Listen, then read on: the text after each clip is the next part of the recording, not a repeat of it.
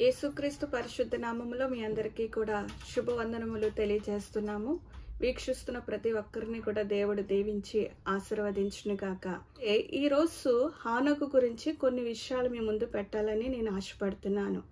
హానోకు అనే వ్యక్తి ద్వారా మనము నేర్చుకోవాల్సిన పాఠాలు, నేర్చుకోవాల్సిన ఆ యొక్క పద్ధతులు, క్రమశిక్షణ అనేది ఈ సంవత్సరంలో మనము ఫాలో అయ్యి ఈ సంవత్సరంలో అది నెరవేర్చడానికి దేవుడి యొక్క కృపను మనకి అనుగ్రహించినట్లు నిత్యము కూడా ప్రార్థనలో మనము ముందుకు సాగుదాం. ప్రియ దేవుని బిడ్డలారా, ఆదికాండము 5వ అధ్యాయము నుంచి మనం చూసుకున్నట్లయితే 21వ వచనం నుండి 26వ వచనం వరకు మనము హానోకు గురించి చదువుతాము. దాని గురించి అక్కడ ఉంది. అది కాకుండా లూకా సువార్త 3వ అధ్యాయము 37వ వచనంలో మనము యేసుక్రీస్తు వంశావళిలో కూడా ఈ యొక్క హానోకు మనకు కనబడతాడు. ఆదాము నుండి హానోకు అనేవాడు 7వ తరములో మనకి అది కనిపిస్తుంది. 7వ తరములో హానోకు అనేవాడు మనము అక్కడ బయలుపరచడం అనేది పరిశుద్ధ లేఖనాల్లో మనం చూస్తాం. అయితే ఈయనలో కొన్ని క్వాలిటీస్ ఉన్నాయి. ఏంటి ఆ క్వాలిటీస్ అంటే, ఆదాము నుండి నోవాహు వరకు మధ్యకాలంలో చాలా భయంకరమైన పాపం అనేది ఉంది. ఎందుకంటే అక్కడ ఆజ్ఞలు లేవు, కట్టడలు లేవు, సిద్ధాంతాలు లేవు. ప్రజలు ఏ విధంగా ముందుకు సాగాలో, దేవునిలో ఆత్మీయంగా ఎదగాలో అనేది దేవుడు పరిశుద్ధ గ్రంథంలో ఇంకా కూడా వారికి బయలుపరచకుండా, అంటే ధర్మశాస్త్రం అనేది వారికి ఇంకా కూడా రాలేదు కనుక వారు ఇంకా బహు భయంకరంగా పాపం చేసుకుంటూ వెళ్ళిపోయారు.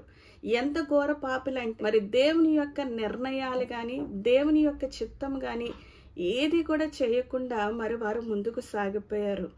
నోవా కాలంలో 6వ అధ్యాయంలో మనం చూస్తుంటే దేవుని యొక్క హృదయము చాలా చింతించింది, చాలా బాధపడింది.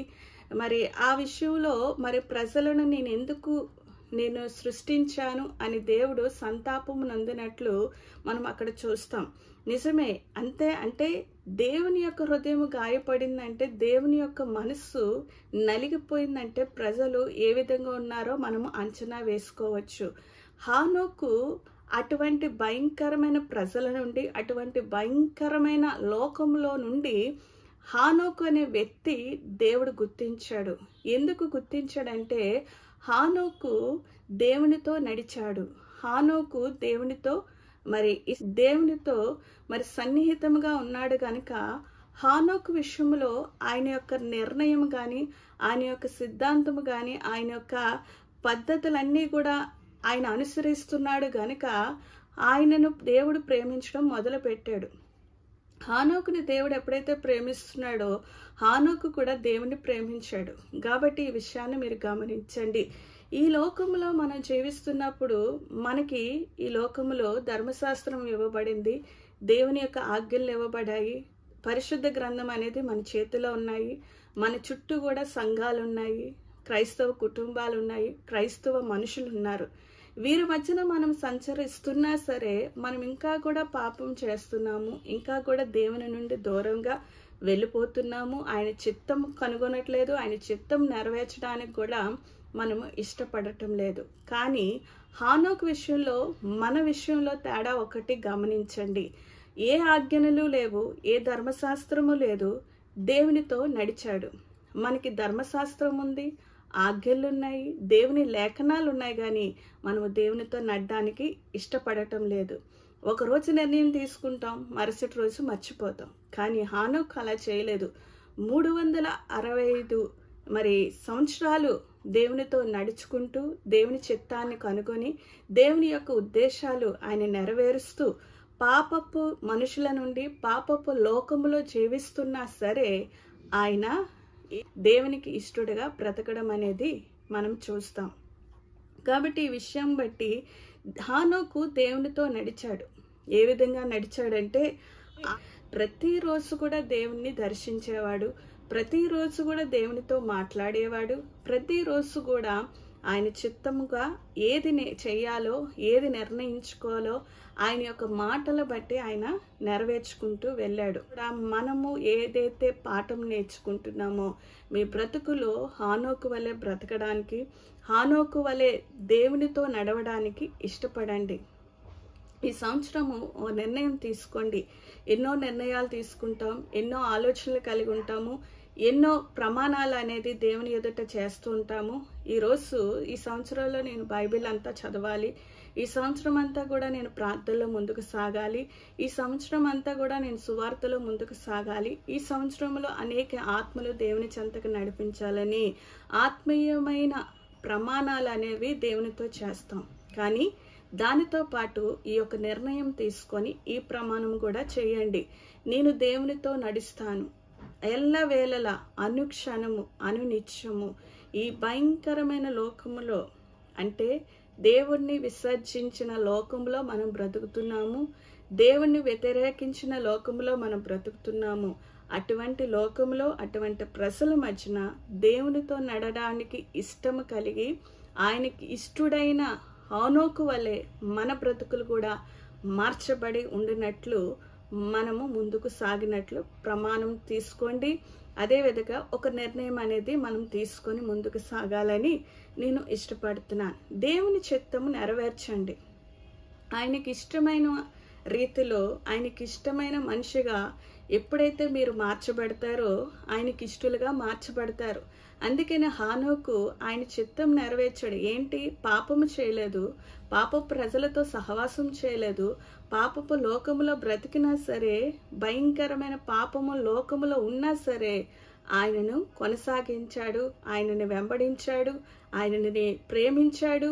అందుకని దేవునికి ఇష్టమైన రీతిగా హానోకు తయారయ్యాడు. అందుకనే ఎప్పుడైతే ఇష్టపడ్డాడో దేవుడు, ఆ పాపము లోకములో ఉంచకుండా దేవుడు ఆయనని ఎత్తి ఆయన లోకానికి తీసుకొని వెళ్ళిపోయాడు. అందుకనే హానోకు కనబడలేదు అనే విషయాన్ని మనము గమనిస్తాం. అందుకనే ఆ లోకములో ఎవరు ఎత్తబడ్డారు, ఎవరు కనబడకుండా వెళ్ళారు అంటే, మరి హానోకును మనము మొట్టమొదట మరణము చూడలేని ఒక వ్యక్తిని మనము కనుగొన్నాము. ఎక్కడంటే ఆదికాండము 5వ అధ్యాయము 21 నుండి 23 వరకు మనము చదివినట్లయితే, హానోకు దేవునితో నడిచాడు గనుక, ఆయన ఇష్టడై ఉన్నాడు గనుక ఆయనను తీసుకొని వెళ్ళినట్టు, ఆయన ఇంకా లేకపోయినట్లు మనము అక్కడ చూస్తాం, లేఖన భాగంలో చూస్తాం. ప్రియ దేవుని బిడ్డలారా, ఈరోజు హానోకు గురించి మనం ఆలోచించినట్లయితే, ఆయనకి ఇష్టమైన రీతిలో మనం ఎప్పుడైతే జీవిస్తామో, ఒక సంఘాన్ని మనం జ్ఞాపకం చేసుకుందాం. ప్రెసెంట్ ఈ లోకంలో ఉన్నది ఏంటంటే, యేసు ప్రభువు యొక్క రాజ్యం కొరకు మనం ఎదురు చూస్తున్నాము. యేసు అప్పగించిన ఆ సంఘాన్ని మనం కొనసాగిస్తున్నాము శిష్యులుగా. కాబట్టి ఈ యొక్క సంఘము ఎక్కడుంది? లోకంలో ఉంది, భయంకరమైన లోకంలో ఉంది. భయంకరమైన యేసుక్రీస్తుని ఎరగని వారు, యేసుక్రీస్తుని అంగీకరించలేని ప్రజల మధ్యన సంఘం అనేది ఉంది.